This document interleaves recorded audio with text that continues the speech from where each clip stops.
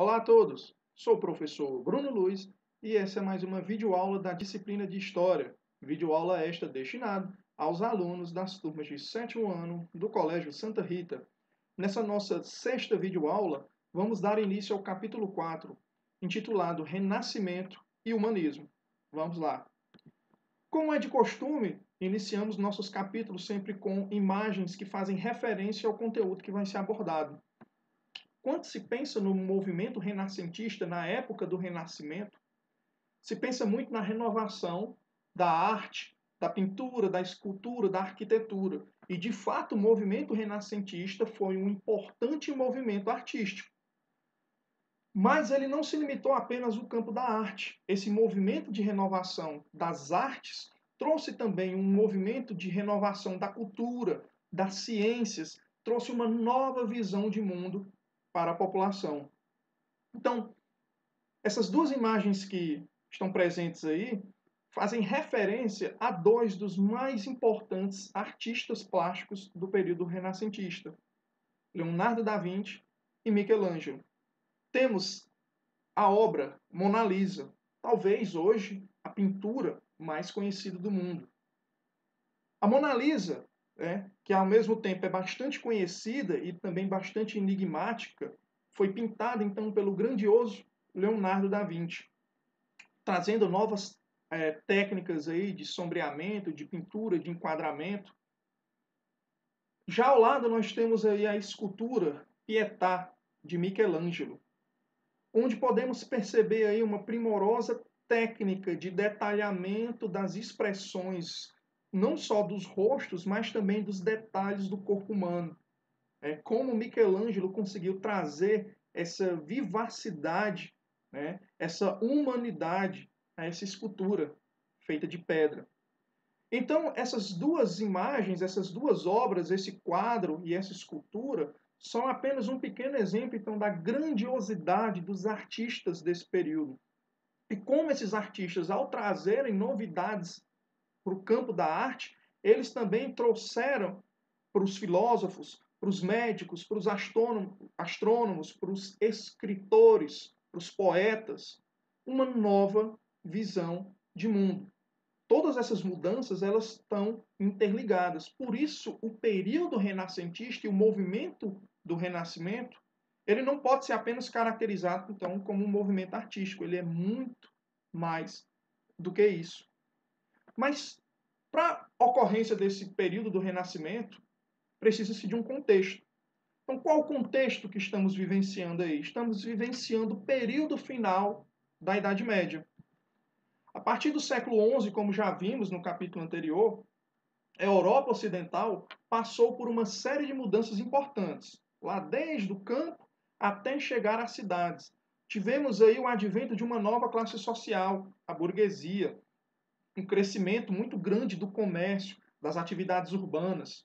Tivemos um intercâmbio cada vez maior entre o Ocidente, leia-se aí a Europa, e o Oriente Próximo, a região ali do que nós chamamos hoje de Oriente Médio, Norte da África. Essas trocas comerciais e também culturais de ideias, de pensamentos científicos, de pensamentos filosóficos, de pensamentos artísticos, todo esse contexto foi o contexto que deu início ao período renascentista, toda essa renovação no campo das ideias.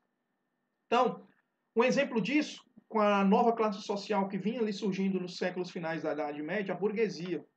A burguesia, por praticar atividades comerciais diferentes, ela precisava de técnicas e de saberes diferentes. Por exemplo, a burguesia enriquecida adotou novos valores e novas práticas.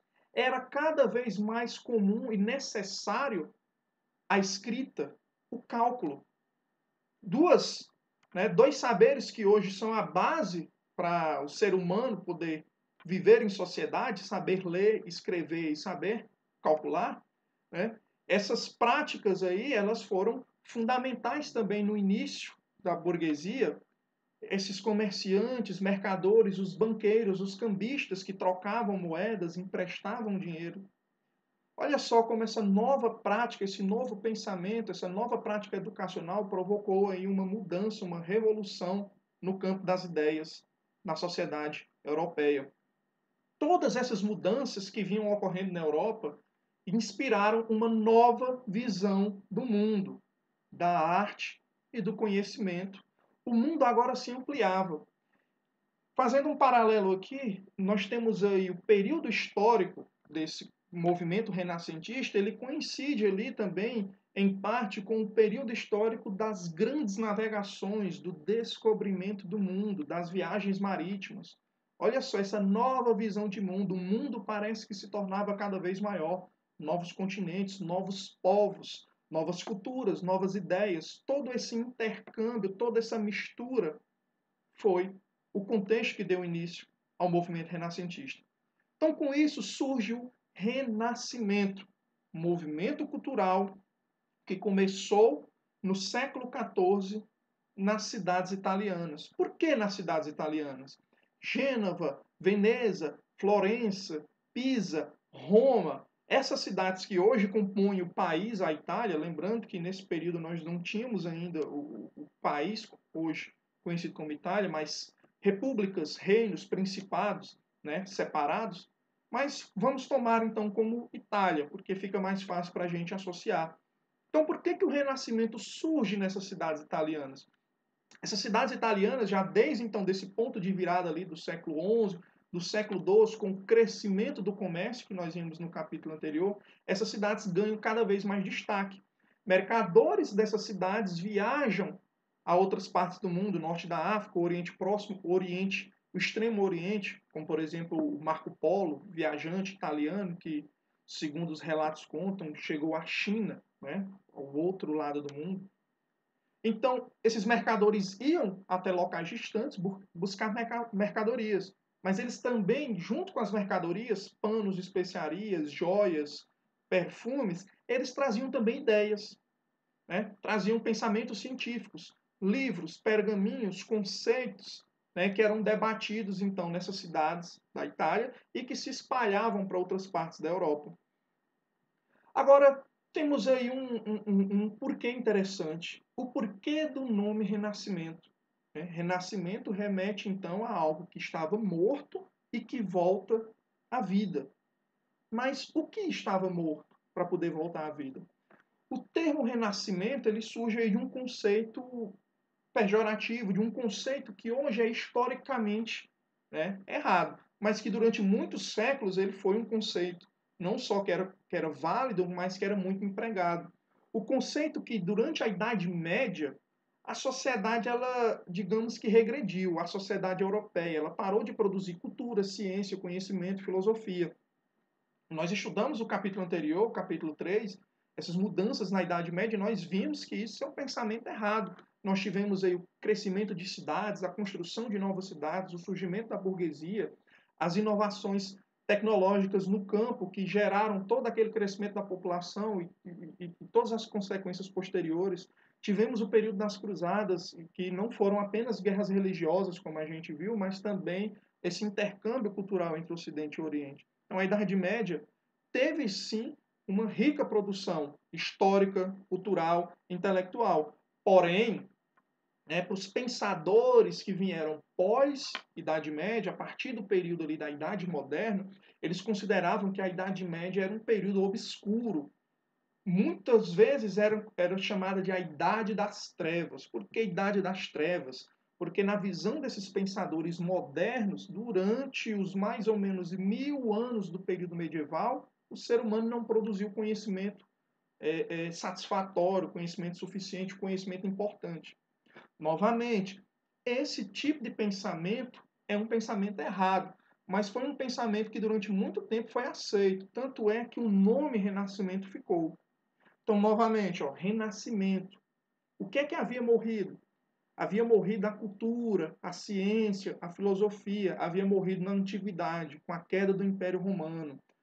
A civilização grega, a civilização romana, que foram civilizações grandiosas, quando elas foram derrotadas pelos povos bárbaros, toda aquela ciência, filosofia, aquela construção de mundo que eles tinham foi destruída.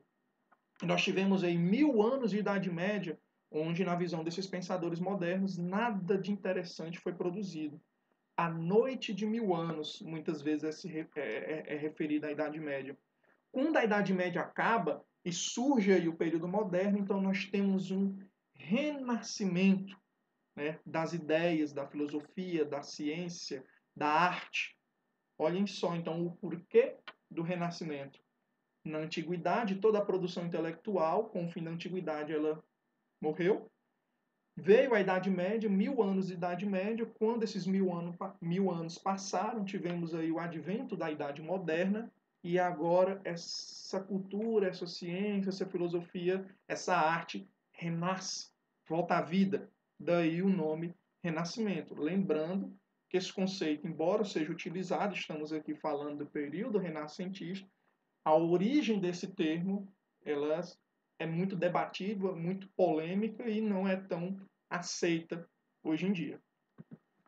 Então nós temos aí o período renascentista e suas principais características, como a valorização do passado grego e romano, o antropocentrismo, o individualismo e uma nova visão do tempo.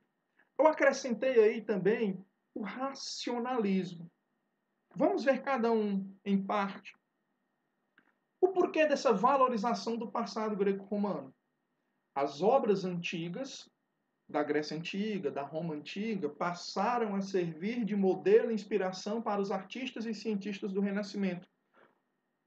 A partir do nome, do conceito de Renascimento que a gente acabou de debater, a gente vê aí o porquê dessa valorização do passado greco-romano. Novamente, os pensadores modernos, eles acreditavam, então, que a grandiosidade da antiguidade tinha se acabado durante o período medieval. Então, precisava haver esse resgate da filosofia dos gregos, Sócrates, Platão, Aristóteles, do direito romano, da história romana.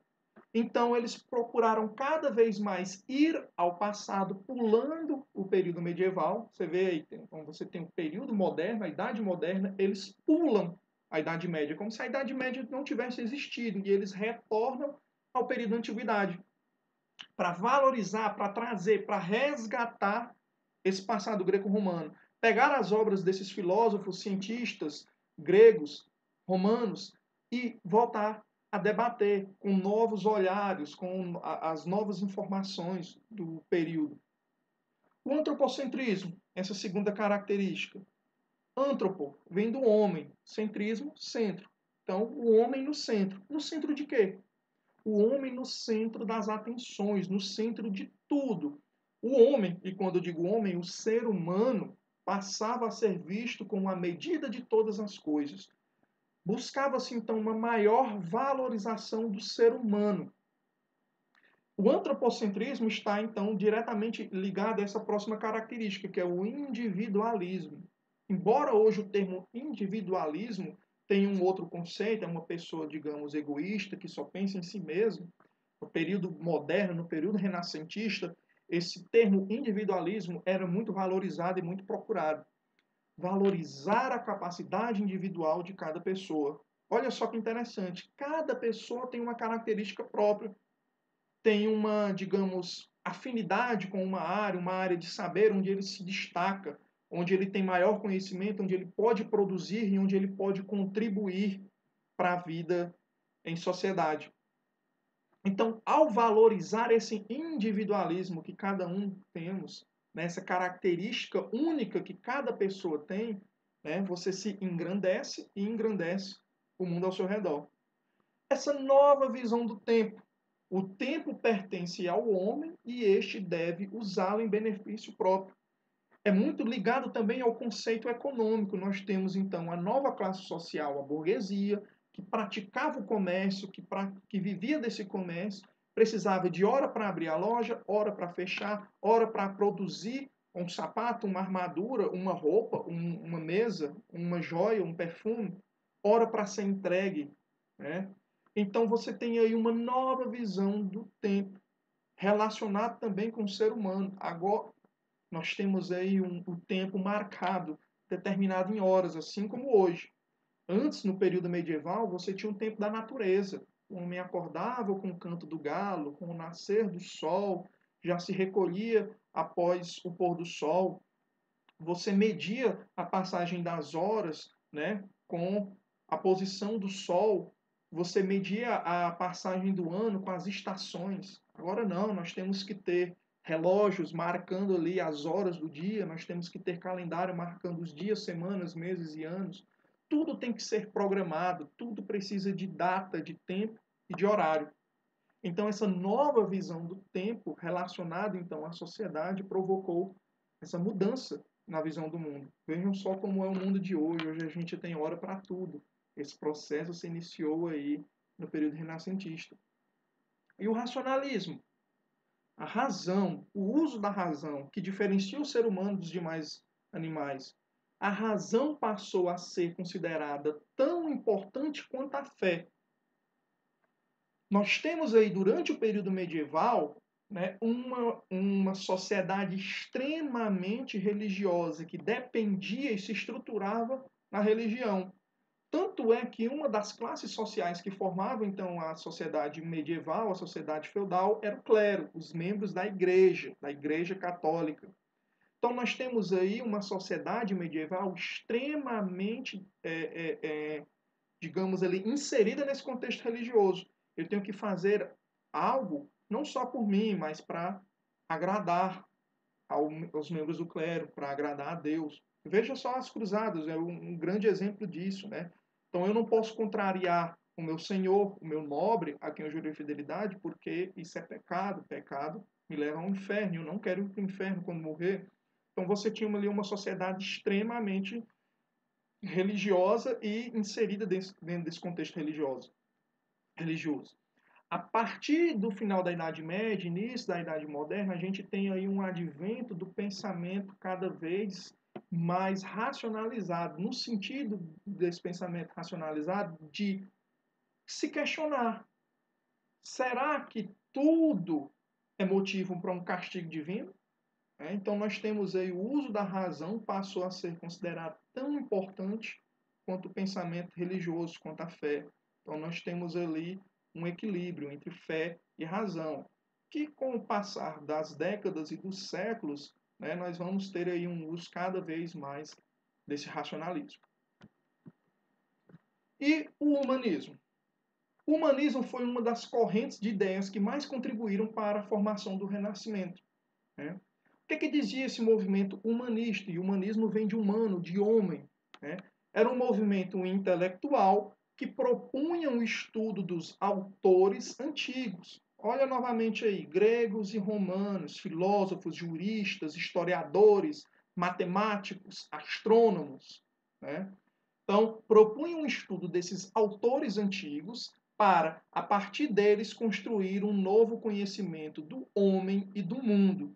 Então, pegar aquele material que já existia de séculos, né, de mais de 1000 anos antes, e trazer para ser reestudado, ser reinventado, né, no período, na luz da modernidade, com o uso da razão, mas com o uso da razão sem perder também o uso da fé, do pensamento religioso, porque, novamente, embora esse racionalismo fosse cada vez mais empregado, utilizado nas universidades, nos debates, a fé ainda era tão importante quanto. Então, você tinha um equilíbrio ali entre o uso da razão e o pensamento religioso, o uso da fé.